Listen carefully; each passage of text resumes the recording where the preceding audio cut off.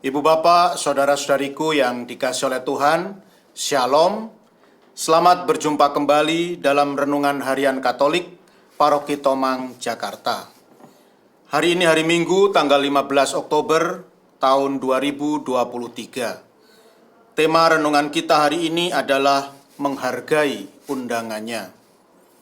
Ibu bapak, saudara-saudariku yang dikasihi oleh Tuhan, suatu kali ada seorang pemuda yang datang berkeluh kesah kepada saya.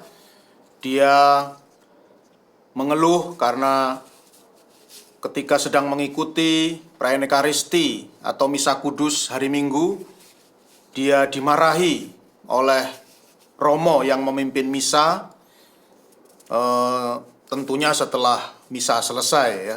Jadi Romo memanggil pemuda itu dan memarahinya. Karena menurut Romo itu, ya selama perayaan Ekaristi, pemuda ini terus bermain HP, sibuk bermain HP. Dan Romo ini pun memarahinya. Dan itu membuat hati dari pemuda ini menjadi tidak tenang, menjadi resah dan galau. Lalu datang kepada saya dan berkeluh kesah. Mengapa Romo? Romo itu yang memimpin misa itu kok marah kepada saya. Padahal saya kan hanya main HP saja. Saya tidak mengganggu umat yang lain. Maka saya pun menjelaskan kepada pemuda ini bahwa Romo itu wajar. Romo itu ya lumrah apabila dia marah kepadamu.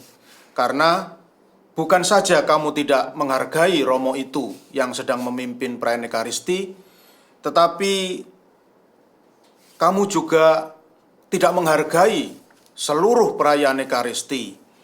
Dan terlebih-lebih lagi, kamu juga tidak menghargai Tuhan Yesus Kristus yang sudah berkurban. Karena menurut ajaran iman Katolik, perayaan Ekaristi, jadi kurban di dalam perayaan Ekaristi, kurban Ekaristi itu adalah pengulangan kembali dari kurban Tuhan Yesus Kristus di Kalvari atau di Gunung Golgota. Sehingga perayaan Ekaristi sama agungnya dengan peristiwa kematian Tuhan Yesus di kayu salib 2000 tahun yang lalu. Jadi kalau bisa kita bayangkan ketika Bunda Maria dan Rasul Yohanes juga Maria Magdalena dengan penuh perhatian, dengan penuh rasa haru, dengan penuh rasa khidmat memandang Tuhan Yesus yang sedang tergantung di kayu salib. Seharusnya kamu juga bersikap demikian ketika mengikuti perayaan Ekaristi. Kamu harus mengikuti perayaan Ekaristi dengan sepenuh hati, dengan hati yang penuh syukur. Karena di dalam perayaan Ekaristi itu kurban Kristus di Kalvari diulang kembali oleh gereja. Tetapi lihat, kamu malah sibuk bermain HP, jelas tidak ada perhatian sama sekali kepada Kristus yang mengorbankan dirinya di dalam perayaan Ekaristi. Maka wajar kalau Romo itu menjadi marah. Bukan karena kamu tidak memperhatikan dia, tetapi karena kamu tidak menghargai pengorbanan Tuhan Yesus Kristus. Kamu tidak punya hati untuk kurban Kristus yang begitu agung dan mulia. Ibu bapak, saudara-saudariku yang dikasihi oleh Tuhan, di dalam Injil Matius bab 22 ayat 1 sampai dengan 14 yang dibacakan dalam perayaan Ekaristi hari ini, Tuhan Yesus memberikan sebuah perumpamaan di hadapan orang-orang Yahudi bahwa ya Tuhan Yesus sesungguhnya menyindir orang-orang Yahudi itu. Dalam sebuah perumpamaan itu Tuhan Yesus menceritakan tentang seorang raja yang mengadakan pesta nikah untuk anaknya. Kemudian dia mengundang orang-orang terhormat, orang-orang yang disukainya, orang-orang yang dipandangnya berharga untuk datang. Tetapi apa yang terjadi di dalam Injil dikisahkan orang-orang yang diharapkan datang oleh Tuhan itu malah tidak datang, ya. Orang-orang yang diharapkan datang oleh raja itu tidak datang, ya. Maka tentu saja raja ini menjadi kecewa, raja ini menjadi murka. Maka ia pun kemudian menyuruh hamba-hambanya untuk mengundang semua orang, semua saja, untuk datang menghadiri pesta nikah anaknya. Tidak peduli orang itu orang kaya, orang miskin, orang terhormat, orang tidak terhormat, bahkan penjahat pun, ya, orang-orang yang dipandang negatif dalam masyarakat pun diundang, ya, siapa saja diundang untuk datang ke dalam pesta itu, ya. Tetapi dikisahkan di dalam Injil juga bahwa ketika raja datang masuk ke dalam arena pesta, ia merasa kecewa karena di tengah-tengah pesta itu yang dihadiri oleh kelompok kedua, yaitu siapa saja, ya, orang-orang yang datang dengan berbagai latar belakang, baik kaya, miskin, sempurna, cacat, ya, lalu baik, jahat, semuanya berkumpul. Di situ raja melihat ada satu orang yang datang dengan tidak memakai pakaian pesta, dengan tidak mengenakan busana pesta. Dan ini membuat raja sangat kecewa, dan raja pun akhirnya menyuruh hamba-hambanya untuk menghukum undangan yang tidak berpakaian pesta ini. Ibu bapak, saudara-saudariku yang dikasihi oleh Tuhan, sesungguhnya perumpamaan ini dilontarkan oleh Tuhan Yesus untuk menyindir orang-orang Yahudi yang sedang mendengarkannya.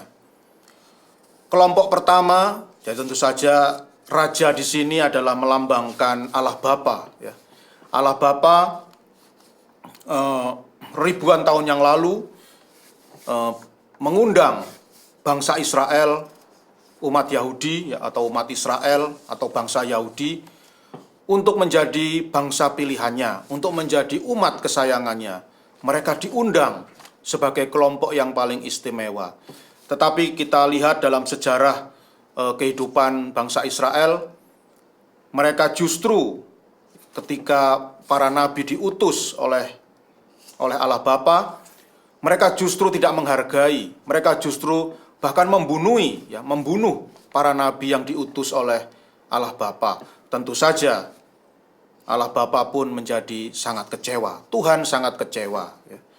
Dan kemudian gelar, ya, dalam sejarah kemudian gelar bangsa pilihan ini dicabut oleh Allah, oleh Tuhan, ya.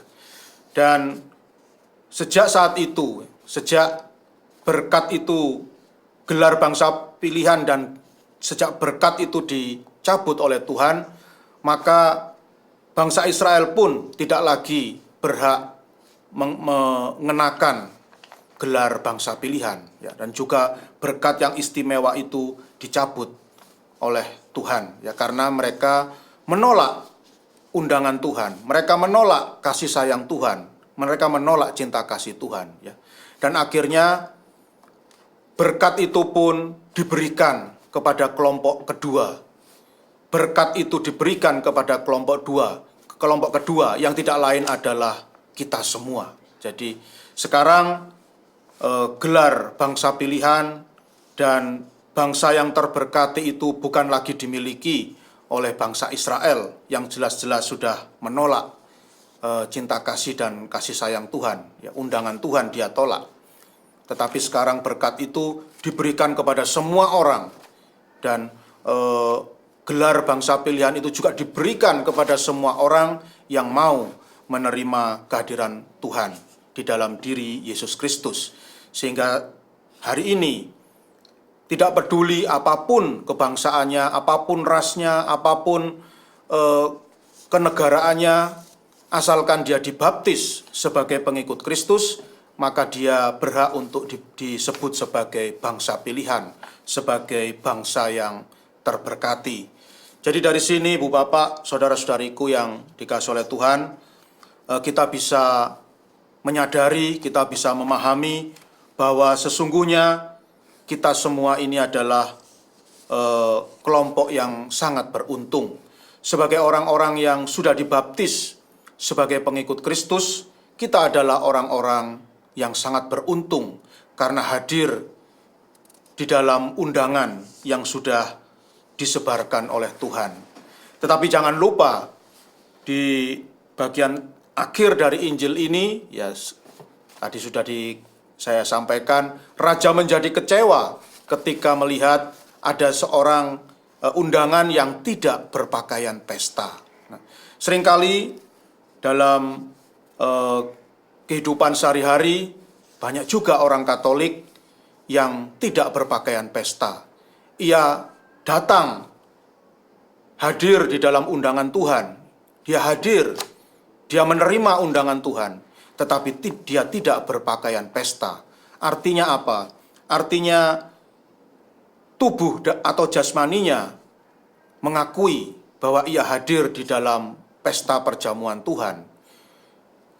Dia mengakui baptisan yang sudah diterima olehnya dari Tuhan, tetapi pikiran dan hatinya sama sekali tidak terarah kepada Tuhan. Banyak orang Katolik yang seperti ini, ya. Jadi bukan hanya bersikap tidak hormat pada Ekaristi, tetapi bahkan jarang menghadiri perayaan Ekaristi. Dia menerima sakramen baptis, dia menerima undangan dari Tuhan, tetapi dia malas pergi ke gereja untuk menghadiri perayaan Ekaristi, dan yang hadir dalam perayaan Ekaristi pun tidak bersikap semestinya, tidak menghormati perayaan Ekaristi itu dengan seharusnya. Nah, inilah makna dari undangan yang tidak berpakaian pesta. Oleh karena itu, Ibu Bapak, saudara-saudariku yang dikasihi oleh Tuhan, kita semua sesungguhnya adalah para undangan yang istimewa.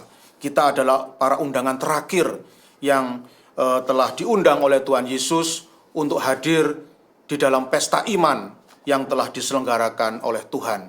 Oleh karena itu, marilah kita senantiasa berpakaian pesta. Mari kita membuat hati dan pikiran kita menjadi hati dan pikiran yang selayaknya, yang sepantasnya, yang selalu terarah kepada Tuhan, yang selalu menghargai dan menghormati pengorbanan Tuhan yang luar biasa. Semoga dengan rasa hormat dan rasa penghargaan kita yang tinggi terhadap iman yang sudah diberikan oleh Tuhan kepada kita, juga secara khusus rasa hormat kita kepada sakramen Ekaristi, membuat kita sungguh-sungguh mampu berdiri secara layak, mampu untuk hadir secara layak dalam pesta perjamuan Tuhan, di dalam pesta iman yang sudah dianugerahkannya kepada kita. Dan semoga kita semua menjadi orang-orang yang berbahagia. Tuhan memberkati.